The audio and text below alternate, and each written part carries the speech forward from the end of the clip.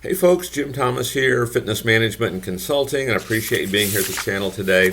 And for those of you that have not yet done so, please hit that subscribe button. I appreciate it. And if you find the information that I provide beneficial, please hit that like button as well. Now, our topic for you today, it's 7 strategies for selling gym memberships in tough times. And certainly tough times can mean different things to different people. Address it for your situation. How to sell gym memberships in tough times. Here's 7 tips for you. All right. Number 1, revisit the fundamentals. One of the key things about selling is, stay on course on the basics. For example, do you know your telephone inquiry script? Do you even have a script? Okay. Do you have an outbound call script? Do you have a sales process? Okay. Do you have a presentation process? If you don't have these things, you want to get them, and a great place to find that's right here on the channel. You can just research that, and we have numerous videos on all those topics. Okay. So revisit your fundamentals, revisit your process. What you want to make sure is you're not winging it, because in tough times, your process, your fundamentals, they're more important than ever. I mean, they're always going to be important, but they are more important than ever. Okay, so revisit those. How do you follow up? All these kind of things. Number 2, you want to stay in motion. You want to be taking action. You want to be taking constant action. And a great question you can ask yourself, and get in the habit of asking yourself this question all the time: is what I am doing right now going to result in a sale? It's a pretty simple question. And what we find is that way too many salespeople, maybe only 20% of their daily activities, they're doing something that's going to result in a sale. Let's get that up. I mean, heck, if you just double that number, theoretically, you should double your business, right? So look at this. Answer that question has to be yes. Is what I'm doing right now going to result in a sale? We want to stay in motion. We want to take action, okay? And the thing about taking action, this starts to give us confidence and belief, and it's going to lend itself to a lot of other really good things. Number 3, know and review your strengths. Know your strengths. Do you know what your strengths are in this? Review them, and let's use those to really grow, because that's going to be an area where you can really exponentially grow. I can give you examples of folks, years past, maybe they were not great closers, and so, we spent time working on that, but the focus was on the strength. And the strength was interacting with members, creating a relationship with members, getting out guest passes, getting referrals. And they would do such a good job of internal production, of referral production.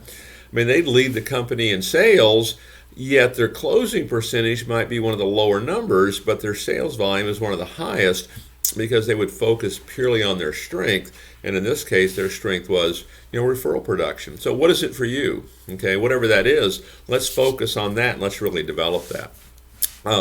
Number 4, we want to stay in contact and communicate with our current members. Stay in contact and communicate with our current members. So rule number 1, and depending on kind of where you sit on this, if you're an owner, current members, that in tough times, the first job is let's keep who we have. Okay, so certainly we want to over communicate with our members. We want to stay in touch with them.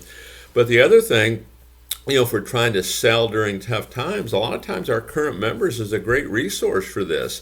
They might want to add on a family member. They might want to upgrade to a next level program. They might have referrals they want to bring in. They might want to buy personal training. So a lot of times, the way to really grow the business might be from folks that are already here. All right. Number 5, identify those folks in the greatest need. Who has the greatest need? We're trying to make sales, or trying to make them in tough times. Identify folks with the greatest need.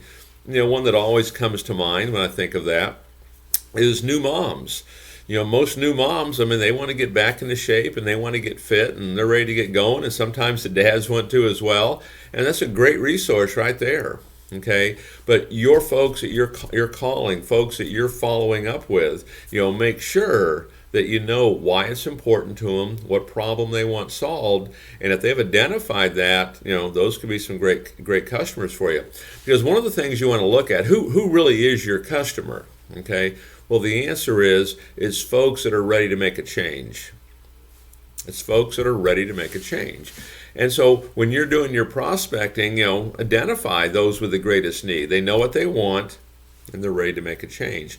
But then you can start identifying kind of niche audiences. Could be your former members. It could be new moms, and maybe you work something out with maternity hospitals. Maybe it's new bride and grooms, and you do some co-op marketing in that regard. Those can be some great resources for you as well. Number 6, rethink your goals. Okay, we're trying to sell during tough times. Rethink what your goals are. If you haven't done this for a while, sit down and do this. Okay, what are your goals? And the goals, they're not a to-do list. Okay, what are these goals? Okay, I want to do 100 sales. I want to do 50 sales, whatever it is. Start to do the math on this and what's it going to take to do it. Okay, because generally speaking, here's the simple way to approach this. Rethink your goals. Now, in most cases, I'm going to suggest we want to raise the goal, and what I mean by that is we want to change our think. We want to think bigger, because thinking bigger doesn't cost us anything. It's just something that we can do, right? But when you do that, raise your action level to match that new think. And so here's these bigger goals, match the action level. So my new goal is here. Okay, any goal you put in there can be hit. So what's the action plan? If I'm to hit it, what's that action plan need to look like? Put that action plan together. So rethink your goals. Get that in writing. And then, as I'm sure a lot of you have heard me talk about in prior videos, what I like to see you do is first thing every morning, write down those goals. Keep them at top of mind. Last thing every day, write down those goals. Keep them at top of mind. And at any point that you experience disappointment, it's another great time to write down those goals. And then finally, number 7, adapt. Sometimes we have to adapt. Sometimes we have to change a little bit on how we do some things, okay? Don't get stuck in doing something that's not working over and over and over. What is that? Is that Einstein's definition of insanity? Is doing the same thing over and over and expecting a different result. So if you've got something you're doing and it's simply not working, let's don't quit doing it, because when you quit doing something, that's when we can guarantee what that result's going to be, which would be nothing. But adapt. How do we adjust? How do we change? How do we approach that? And certainly, coming out of the pandemic, there's a lot of adaptation that went on, okay, that worked really well.